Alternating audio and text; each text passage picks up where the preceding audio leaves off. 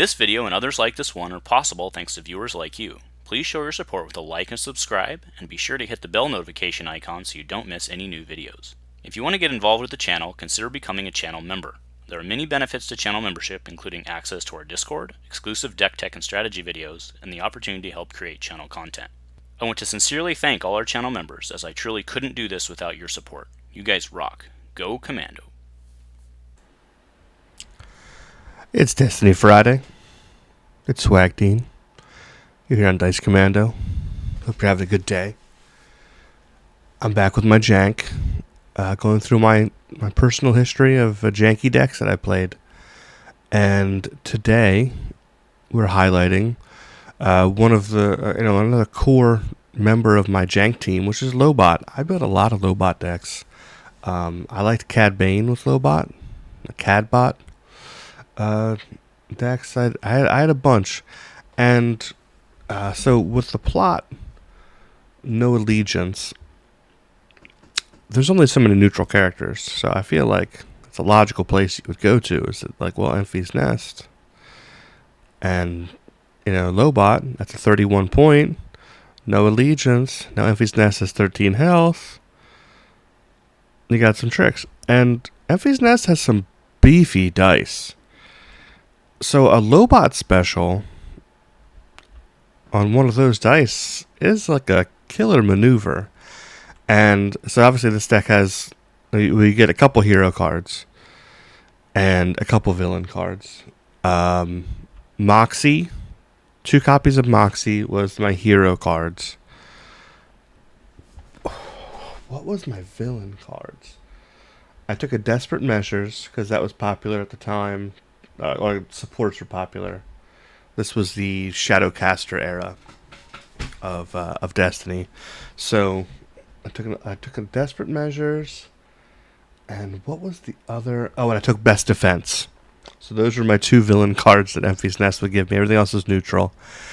And it was heavier on supports, so I had Tech Team, since you have red. And then Raiding Party, Entourage, Fickle Mercenaries, Hired Muscle, so full Scoundrel package. So it had a couple popular kind of things to build around. The Entourage Scoundrel package, Enfys Nest with the Electroripper, and the Moxie ability was nice. I mean, there's times when you could use that on Enfys Nest's power action.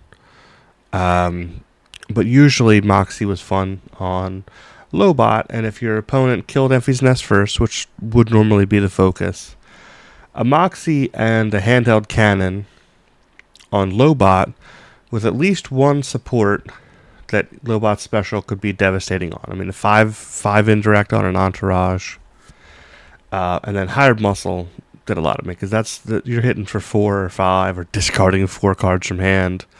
With a Lobot special, Hired Muscle got evil pretty quick. Lobot could finish, which was pretty good. What was the silly name I had for this? I think it was a Philip K. Dick, like Blade Runner reference. So it was Do Lobot's Dream of Electrorippers? I think that's what it was. Yeah, that was the name of this deck, which is a little long-winded.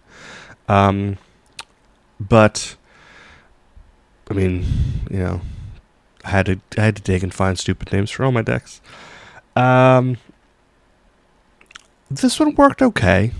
13 health on Enfys Nest is a decent amount to grab, and Lobot can Guardian.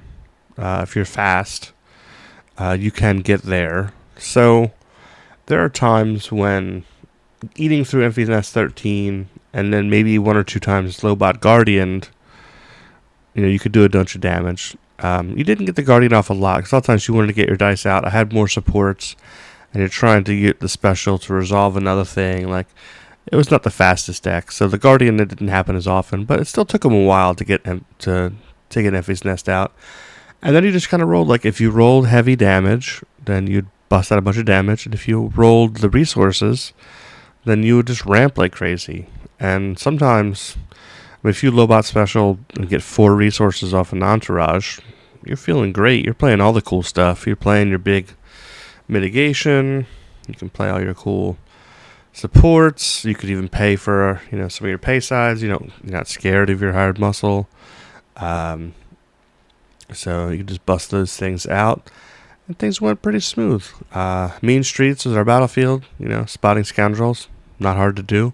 We got a whole bunch of them in the support package, and Envy's Nest the Scoundrel. Lobot, I think eventually they might have given him a subtype. Maybe not. What would you even give him? He wasn't a leader. He wasn't exactly a scoundrel. Cyborg? Politician? Guard? I have no idea. I don't remember if Lobot ever got a title. I don't know what I'd give him if I had one. So, yeah, we'll just leave it at that. But, yeah, plenty of scoundrels. Entourage could definitely do some work in this deck. Put out a bunch of big damage. Lobot was always a fun. When you line up against somebody who's playing a Lobot deck, you're always like, oh, this is going to be easy. He's got 9 health. What is this stupid thing? But those specials, every once in a while, especially on ramp, when you get to resolve one of your dice, increasing its value by 2, and if you do that on a resource and just get 3 resources, you're like, oh, okay, Lobot's pretty good. So, it's pretty solid. I think this deck struggled a little bit with wide decks, which were in vogue at the time, which would be the downside of it, which is why it wasn't super competitive. This was better at taking down bigger characters than your 3 and 4 wides, your Shadowcaster stuff that were hot at the time. Like those would kind of eat this up more consistently. So this one didn't exactly have its time to shine, but I played it. And I had some fun with it, and sometimes it did powerful and amazing things. But as the meta at that time, this was good. I think Palpatine, like the ability Palpatine, was around at this time. I could be wrong when I was playing this. And this deck ate Palpatine pretty good because I could dump a bunch of damage into him with my scoundrelly stuff. And this was decent into Vader. There were a couple decks at the time that this was pretty good at, but yeah, unless I got my desperate measures off, I lost pretty bad to Shadowcaster kind of stuff, which was really annoying at the time. And it was not quite enough health into Afra. Afra would also have been around at this time. And, with even at the 10 and 13, the 23, it just went away quickly into an Afra type deck. You don't really want to be resolving shields. You have some shields in this deck, but this wanted to kind of quickly do some big chunk damage with the Lobot special on a big chunky die. It wanted to ramp and race damage, but not an amazing mitigation package, if I remember correctly. I was limited with the neutral only. You had electroshocks and things like crash landing, indifferent, entangle. Those kind of things would have been in here.